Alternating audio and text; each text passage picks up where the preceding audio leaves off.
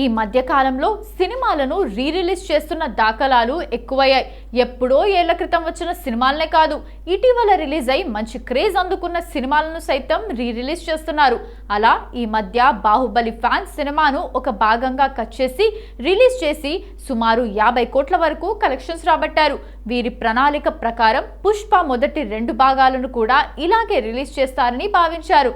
ఈ విషయాన్ని అల్లు అర్జున్, సుకుమార్ దృష్టికి కూడా తీసుకెళ్లారు. అయితే ఇద్దరు ఆ ప్రపోజల్ను తిరస్కరించినట్లు సమాచారం. కారణం, పుష్ప సెకండ్ పార్ట్ గత ఏడాది డిసెంబర్లోనే విడుదలైంది. కానీ బాహుబలి సుమారు 10 ఏళ్ల క్రితం వచ్చింది కాబట్టి ఆ సినిమా మీద ఇప్పటికీ క్రేజ్ కొనసాగుతోంది. కాబట్టి గత ఏడాది విడుదలైన సినిమాను ఇప్పుడు మళ్ళీ రిలీజ్ చేయడం సరైందేమీ కాదని వారు భావించినట్లు తెలుస్తోంది.